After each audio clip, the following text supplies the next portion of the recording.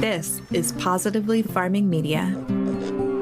Hello, my gardening friends, and welcome to Season 3 of the Just Grow Something podcast. I am so excited that you're here. I'm excited to be here, and we're going to kick off this season with an in-depth look at how to figure out what size garden bed is ideal for you and your gardening space. I have run the gambit of different sizing on beds, both in-ground and raised planters, and I've finally landed on my preferred size and spacing for both. And guess what? It's different for both situations.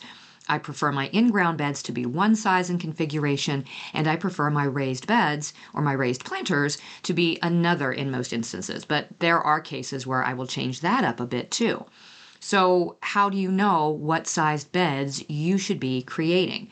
It took me a lot of years to finally land on what my preferences are and what works best for me. And if I had asked myself the right questions when I first started out, I probably would have landed on those answers a whole lot sooner.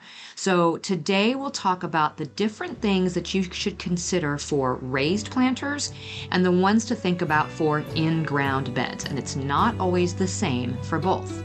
Let's dig in. Hey, I'm Karen, and I started gardening 18 years ago in a small corner of my suburban backyard. When we moved to a 5-acre homestead, I expanded that garden to half an acre, and I found such joy and purpose in feeding my family and friends.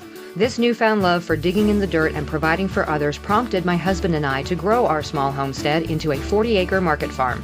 When I went back to school to get my degree in horticulture, I discovered there is so much power in food, and I want to share everything I've learned with as many people as possible. On this podcast, we explore crop information, soil health, pests and diseases, plant nutrition, our own nutrition, and so much more in the world of food and gardening.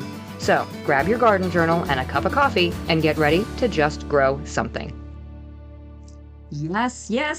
New season, new intro. I love a refresh, and the beginning of a new podcast season and a new gardening season seems like the perfect time to change things up a little bit. So I did. So before we dig into planning our new beds, how are you? How is your winter going? Or summer, if you're in the Southern Hemisphere. And yes, I see you, my listeners in Australia and New Zealand, Brazil, Indonesia, Zimbabwe, all of you who are in your summer right now. But 93%, I think, of my audience is in the US and Canada, so that's where we're focused right now, okay? And we are in the cold right now, most of us. Heck, even my gardening friends in Southern California had it down to like right at freezing, and it was below freezing in areas of Florida.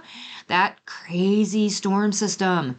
It's already caused really bitter cold, and winter is far from over. So I'm just going to stay inside and snuggle up with some hot coffee and my seed catalogs and get ready for the warmer weather.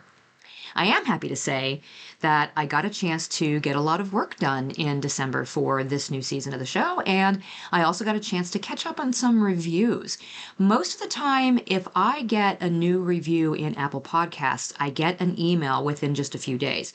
But I just recently discovered that you can leave comments from within Castbox, and so I wanted to shout out Amy, who left a comment over there back in November that I just finally saw. Amy said, "I have learned so much. Thanks for putting out such helpful content." Thank you for the feedback, Amy. That is truly appreciated. And I'm glad you're finding the content helpful because that's my goal. And it's really nice to hear that I'm meeting that goal. So if you have left feedback somewhere other than Apple Podcasts, reach out and let me know so I can go and search for those things, because apparently I do not get any kind of notification unless it is specifically left on Apple Podcasts. And I will absolutely read your review on the show. And this brings me to an exciting announcement.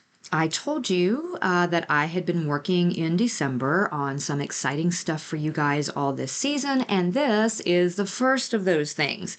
In a couple of weeks, I am going to open up registration for my very first online course completely dedicated to teaching you how to plan your garden to make the most efficient use of the space that you have and to get the biggest yield.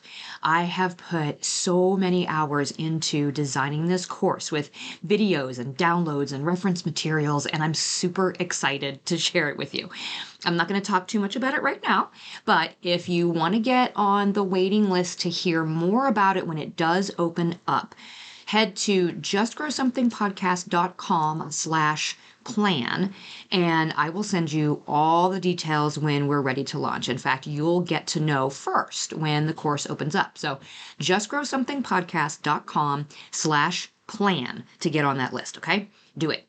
Do it. I'm so excited. Okay.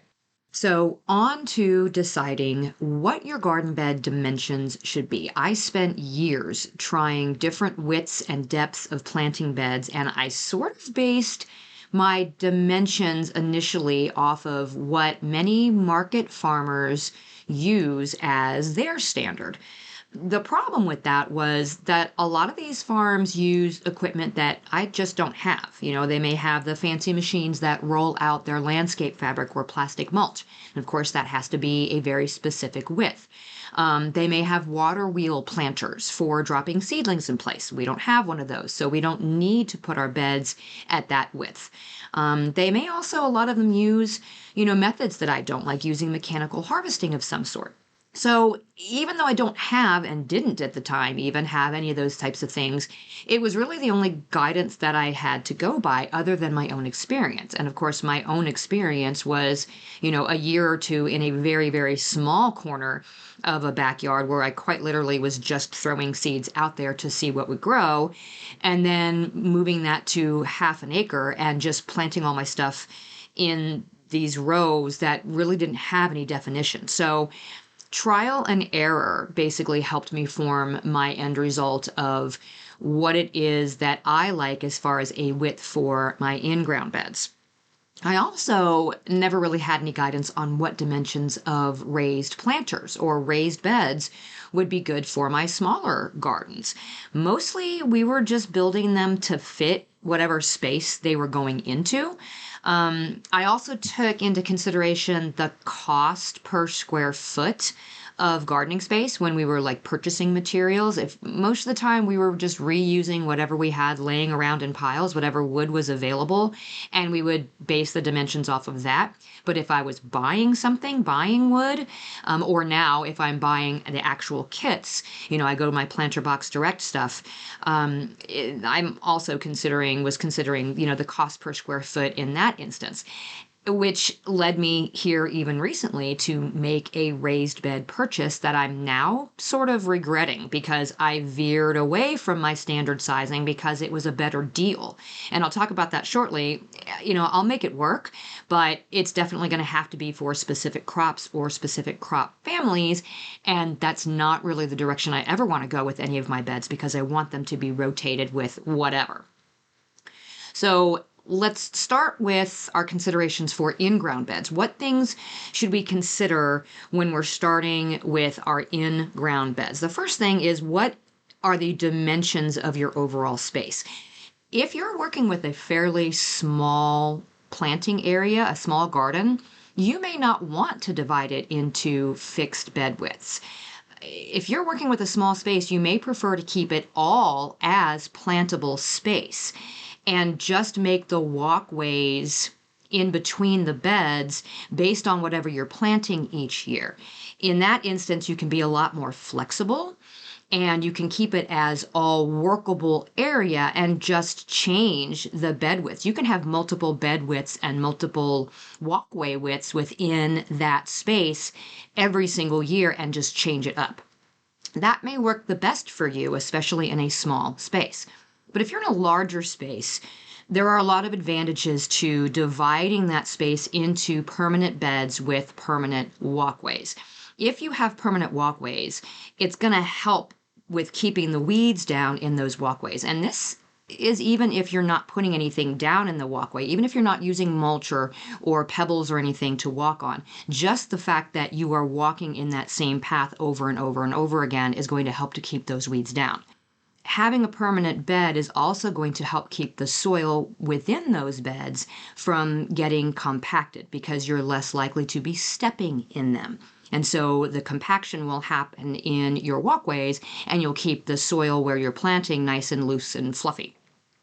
It's also more economical to add any amendments that you might have to purchase directly into defined beds rather than a just general area. So if you have to purchase compost, if you're buying feather meal or bone meal or things like that to add to your soil, definitely more economical to have a fixed area that you're applying that to.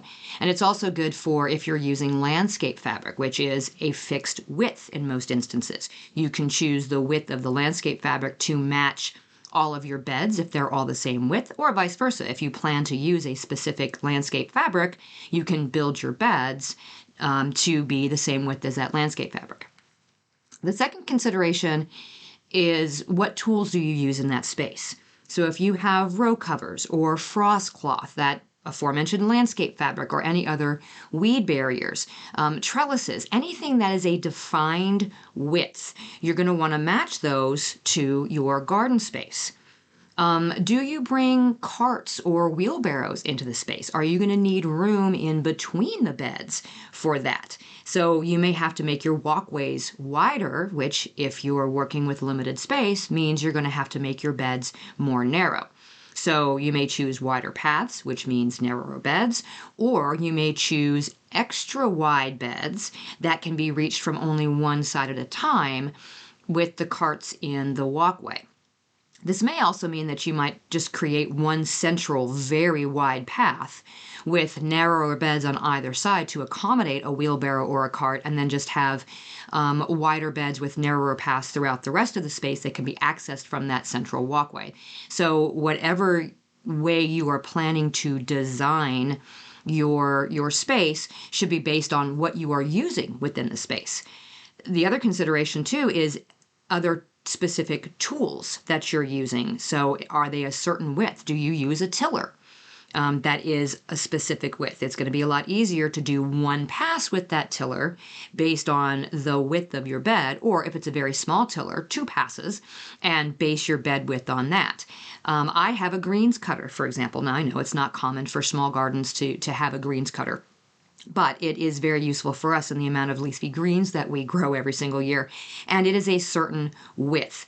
And thankfully, my planting beds, the width that I've landed on, is pretty much the same width of that cutter. There are instances where the bed is a little bit wider, which is fine. It makes it easy for me to do one pass up one side and one pass down the other side, and I can reach the entire bed in that manner. So think about specific tools that you use within your garden space to take that into consideration for how wide you want to make your beds and how wide you want to make your pathways. Another consideration, too, is what are you most commonly planting? You may want to base the width of your beds on the distance in between the crops that you're planting. So, for example, corn, sweet corn. If you usually plant sweet corn every single year, sweet corn should be planted in blocks for pollination. So you're going to want your beds wide enough to be able to get several very closely planted rows of sweet corn in there. Broccoli, for instance, grows very wide leaves. So are your beds wide enough to accommodate one broccoli plant in the center as it expands out without kind of, falling over into the walkways where you're going to be rubbing up against it every time and it's going to damage those leaves? Do you do a lot of vining crops? Cucumbers, winter squashes, melons. If you are not going to trellis those, you're going to have to train those to sort of stay in their space and out of the walkways. Are your beds wide enough to be able to take care of that? And then things like climbing crops, like peas and pole beans that need more vertical space than horizontal. Okay, well, if you grow a lot of those, then narrower beds may be okay for you, so long as you have room to work within the space. You could get a lot more in a smaller space by creating narrower beds.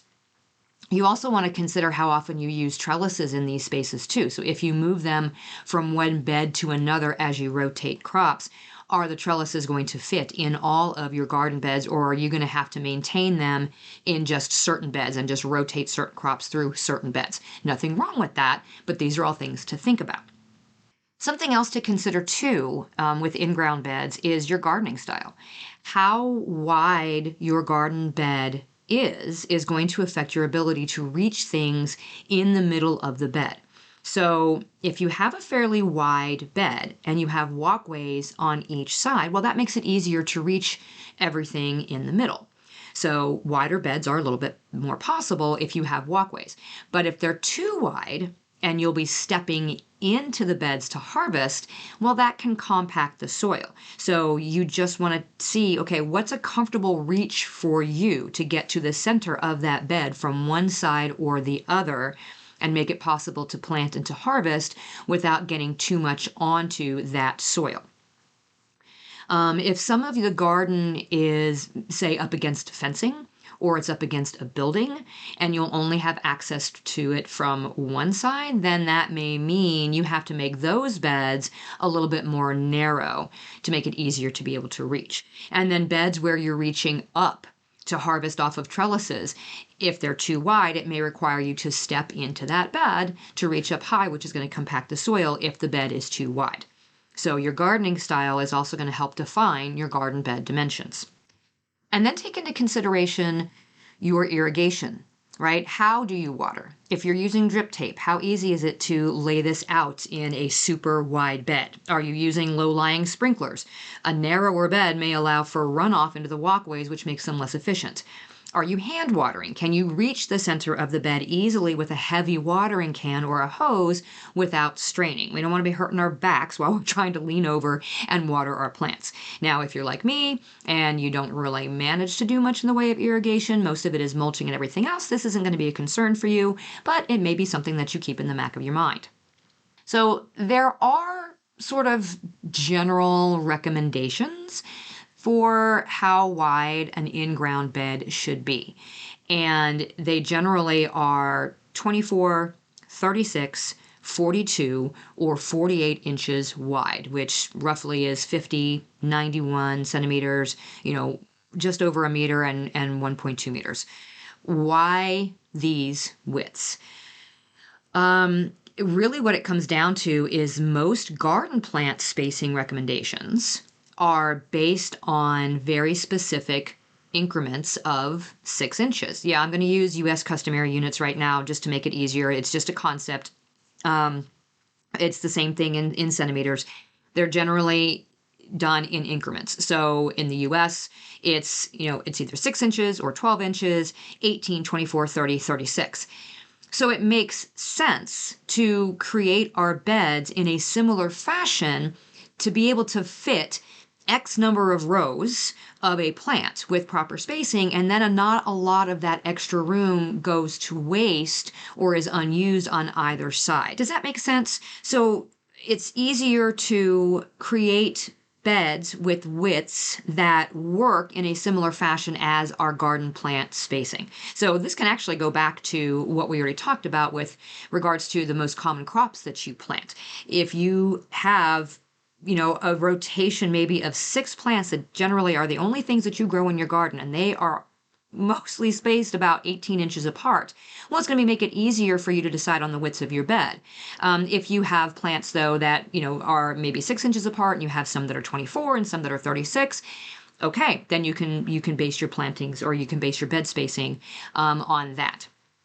You can also create beds that are different widths for either specific purposes or because of their location. Remember, we already talked about beds that are against a fence or a building may need to be more narrow just in terms of convenience. But if you have beds that are designed to hold a trellis that stays there permanently, and you just rotate crops in there that need the trellis, well, then you can make that bed width specific to that trellis. You can also do beds that are designed for specific crops, like leafy greens. We know leafy greens generally, their root system is only about 4 to 6 inches deep, and they, are planted X number of inches, across and apart, etc. It's going to be pretty standard every single time. So if you're doing lettuce in there one year, but then you're doing spinach the next, you can define that bed for however it's easy enough for you to be able to get in there. Just be sure that you're thinking about how you work in these beds. Too wide, and it makes it difficult to get to the center of low-growing crops. Too narrow, and you may eliminate the ability to grow crops in that bed that tend to spread out. You guys know I've been using Elm Dirt's products in our greenhouse and gardens all summer long with fantastic results. But now I've realized all my houseplants I've neglected all gardening season are in desperate need of being potted up. Just in time, Elm Dirt has announced their newest product, their all-purpose potting mix. This mix is a blend of organic ingredients crafted to create a living potting soil. Not only does it contain their ancient soil, a blend of worm castings along with 4 of the most bioactive soil-enhancing ingredients, it also contains no peat moss. You guys know I'm super concerned about the environmental impact of peat moss, and Elm Dirt has chosen to use pit moss for water retention instead. Pit moss is made from organic recycled paper and is a sustainable alternative to peat moss, which makes my little sustainable heart very happy. Elm Dirt is offering Just Grow Something gardening friends a little something special to get you started in using their products. Go to justgrowsomethingpodcast.com/dirt and use the code JUSTGROW at checkout to get a free bottle of their bloom juice with any purchase. That's justgrowsomethingpodcast.com/dirt with code JUSTGROW at checkout for a free bottle of bloom juice with any purchase from Elm Dirt. Okay, and then let's talk about our considerations for raised planters. We talked in-ground beds, now we're going for raised beds. And note, if I say raised beds instead of planters here, I'm always referring to beds that you somehow have built up. Generally, we're thinking about boxes that we've built from wood or other materials, or prefab planters that we assemble on site from things like composites or metal. This can also be found materials like tubs and bins that we may want to repurpose. We do a whole lot of repurposing around the farm for planting in. So I'm just going to use the term raised bed and raised planters interchangeably here, okay? Many of the considerations that we talked about with determining the width of our in-ground beds is repeated for our raised planters too. You always want to consider the overall dimensions of your gardening space, the tools that you'll be using in the beds and maybe in between the beds, the crops that you commonly grow or intend to grow, and your gardening style. But with raised beds, there are a few other things to consider. The first one is the depth of the bed. So very shallow beds are fine for things like leafy greens and small roots like radishes that don't go very deep. But for everything else, you generally want a minimum of about a 16-inch soil depth, or about 40 centimeters.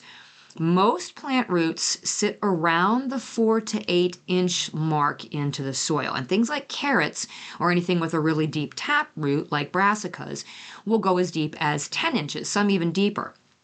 So the goal with our raised planters is to make sure that we have enough soil volume in the bed to accommodate the roots of the crop that we're growing. We want to hold the plant in place properly, and we want to have enough soil available to hold enough nutrients and water for all the plants in the bed.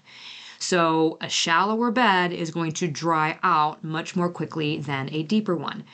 And a shallow bed may also not hold enough nutrients for more demanding crops, which is going to result in a more frequent feeding and also more frequent additions of compost.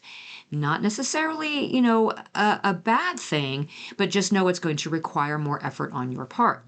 The upside to shallow beds is that they are definitely less expensive to fill the first time around, and they can cost less overall to install. So if a shallow bed suits your specific purpose, go for it. I have several 8-inch deep beds, several that we built from scratch with leftover lumber, and one that I actually purchased that is one of those sort of prefab ones. I use them specifically for shallow rooted plants. So shallow beds are also okay if the soil beneath the bed is accessible to those deeper rooted plants. So if your soil isn't bad where you're putting these raised planters, break up the soil for any beds that are shallower than 10 inches and then just leave the bottom off of the raised bed or the raised planter container. Now, of course, this isn't going to work if you're planting in a container that's got a solid bottom, or if you're planting on top of fairly unsuitable materials like rocks or solid clay or even concrete. In my gardening area up front, the reason that we have raised planters up there is because that soil is not really soil. I think at one point it was probably fill dirt of some sort. It's a lot of rock, it's a lot of clay. There's nothing that you can really plant into very well. So even though I do leave the bottoms off of all of my raised planters up there and allow them to all have contact with that dirt essentially underneath, and I know it's loosening up as the years go on, but it's not something that I ever would have planted directly into. So take that into consideration when you're looking at shallow beds. Now, there also are very deep beds that are designed to make it easier on the back because basically they stand up taller. They're also really good for perennial plants or very, very deep-rooted crops that need deeper soil. If you decide to go this direction, just be aware of the width of the bed in addition to the depth. So if it's really high and you have to try to reach across, you don't want that bed to be so wide that it's making it difficult for you to get into the center of that bed. I have one raised planter bed that is 36 inches tall. And the one thing that I have to take into consideration with that one is that I need to make sure that that soil level stays up pretty high. It needs to be about an inch or so from the top of that planter. Otherwise, I find myself having to sort of lean down into the bed, which number one is not good for your back. But number two also makes it to where some of the heat sort of reflects back down into the plants that are in there and it traps that heat there, which doesn't do the plants any favors at all in the middle of the summer. So just be aware of that. The deep beds are great, again, for saving your back if you have them up properly, but take into consideration the width in addition to the depth of those beds. There are also a couple of other special considerations for width. If the bed is too wide, it's not as easy to just sort of step into the bed to reach the middle of it. You know, I mentioned one that I sort of messed up on that I bought here recently. I bought a Planter Box Direct bed that is 5 foot by 5 foot. And I did it because it was on sale. It was a great deal for the amount of square footage of planting space I was going to get. And normally I don't go that wide with my beds. But I thought, if I need to get in the center of it, I'll just step into it to get it. It doesn't really work that well. It's fine. I planted a ton of spinach in that bed, and I am able to get into it to get to the center of it. It's just not very convenient. It's not really conducive to, step into it. Again, you're sort of compacting that soil when you do it. If I had to do it all over again, the maximum that I would do would be a 4 by 4 because I could still reach into the center of the bed without really leaning and stressing my back out and still be able to reach the middle of the bed from both sides or all the sides. So I'm going to reserve that bed now for specific crops, usually ones that will sort of vine and sprawl. I plan on using it, I think, this year as the base for our loofah plants. So I'm going to attach a trellis to the side of it and allow the loofah to grow up the trellis, but also spread out into that bed. So again, I sort of shot myself in the foot there because I can't, or I don't intend now to use it in the complete crop rotation in those beds. So again, just think about these things as you're deciding what your width is going to be. The other thing to consider too is who is using the garden. Raised planters are really great for giving people access to gardens who may not be easily able to get into an in-ground gardening area. If you have friends or family members who love to garden and they use a walker or a cane or a wheelchair, you're going to want to consider this when you're talking about the width and the depth of your raised planters. Of course, at this point, you also want to consider the width of your walkways too. You want the walkways to be wide enough to get their apparatus through easily. For wheelchair access, the recommended height of raised planters is 24 inches or 61 centimeters tall. This is supposed to be the ideal height for somebody to work in a garden bed who is working from a wheelchair. So again, you want to consider the width of the bed for these folks. You want them to be narrow enough to be able to easily reach into the middle while they are using their assistance apparatus. So if you've got loved ones or friends who maybe miss gardening because of their wheelchair or their cane or their walker, this is a great opportunity to give them access to a garden space again. So. And then one more consideration also is if you're gardening with children. A narrower bed is easier for little gardeners to get into without actually climbing into the planter. So you usually want a planter bed designed for children to be no wider than 3 feet or 90 centimeters. That's just the best option to keep their little feet on the ground in the walkway and reaching over into the planter instead of climbing up into it and compacting that soil. So the standard widths for most raised planters, you're looking at 18 inches, 24 inches, 36, 48, 5 foot, and 6 foot. Like I said, general recommendations are for 36 inches or 90 centimeters for children or folks with special mobility considerations, and then 48 inches or 1.2 meters for everyone else in general. Those are just sort of the, I guess, best overall dimension that I have seen. And when you look at the depth, that is going to be based on, again, what you are normally planting. But 36 or 48 inches, 90 centimeters or 1.2 meters is generally going to fit the majority of your garden crops. It's going to fit the majority of people and also make it easier for you to be able to get into harvesting those beds without having to compact that soil by stepping into it. Most prefab companies have multiple widths to choose from. When you're building your own, your materials that you have available to you may help define how wide your beds are. That is definitely a consideration. I mean, like I said, we worked with just scrap lumber when we first started building ours, and so that was what defined how deep our beds were and also how wide they were. So just keep that in mind when you're deciding on your widths. And just like in-ground beds, you can have a mix of widths and depths to suit your individual needs with your raised planters. So what are my go-to widths for my garden beds? For my in-ground beds, I prefer 48 inches with 18-inch pathways. That's 1.2 meters with 46 centimeter pathways in between. This works out because the width of our garden rake that we use for smoothing our soil out is 48 inches. It is also the width of our box tiller that attaches to the back of our tractor. And the large tires on our tractor are 18 inches wide. So it sort of fits perfectly when we need to get into those beds with the tractor. This width also gives us the most flexibility for the crops that we grow. I can rotate crops to just about any bed without any special consideration. So it gives me a lot more flexibility when it comes to crop rotation. Even my permanently trellised beds are also the same width. The wider bed width allows for me to grow crops in the understory of those taller ones. So that expands the planting space and also increases the harvest with still having the same amount of space. And then anything that kind of grows overhead gets its own special beds in the raised planters.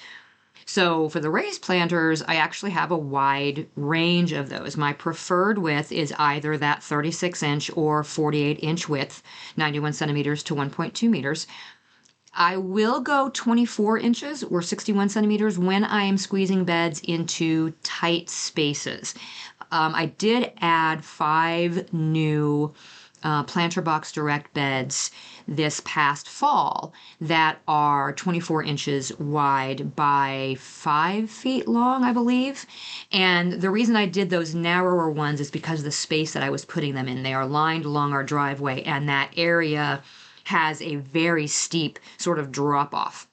And so without having to terrace that too much, the 24 inches was just going to fit perfectly there. It does limit some of the things that I can grow in those beds, but it was better than not having anything there at all. I have experimented with wider, not my favorites. I don't like anything larger than 48 inches.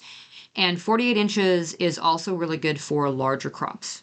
Tomatoes is perfect for that. It does require me to go to the other side of the bed to harvest thoroughly, but that's okay. I make sure that there are walkways around the outside of all of those beds where I can get to them from any side that's available.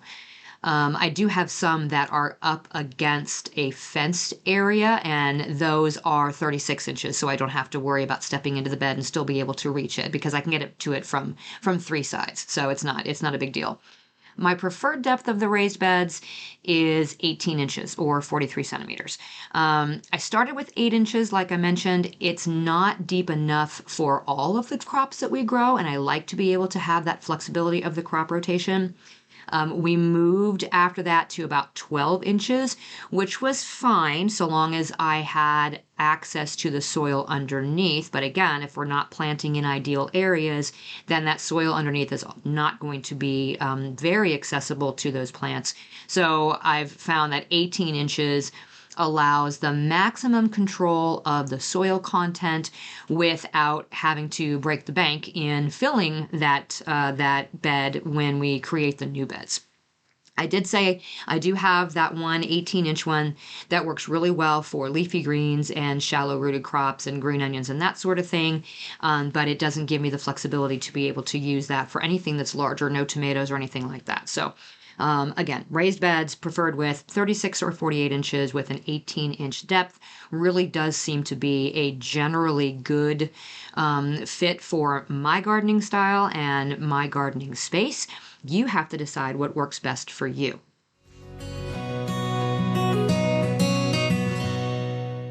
Okay, I hope that gives you a starting point for creating your new garden beds, whether they are in ground or raised containers or both. If you have any questions at all on that or anything else that you think you might want to consider, or if you have some tips and tricks for anybody else who is considering, creating these new ones and things that you didn't think about before you started that you wish you had considered, reach out and let me know. Reach out, find me on Instagram, on Facebook. You can send me an email, whatever. I would love to talk about it with you. So something new this season, we are going back to the Focal Point Friday episodes. If you remember way back in season 1, I actually used to do 2 episodes of this podcast every single week. I have no idea how I survived that, but I miss sort of touching base with you later on in the week. And so we're going back this season to the Focal Point Fridays. It'll be a little bit different. I'll explain more about that on Friday. So join me back here again on Friday. And until next time, my gardening friends, keep on cultivating that dream garden, and we'll talk again soon. You just finished another episode of the Just Grow Something podcast. For more information about today's topic, go to justgrowsomethingpodcast.com, where you can find all the episodes, show notes, articles, courses, newsletter sign up, and more. I'd also love for you to head to Facebook and join our gardening community in the Just Grow Something Gardening Friends Facebook group. Until next time, my gardening friends, keep learning and keep growing.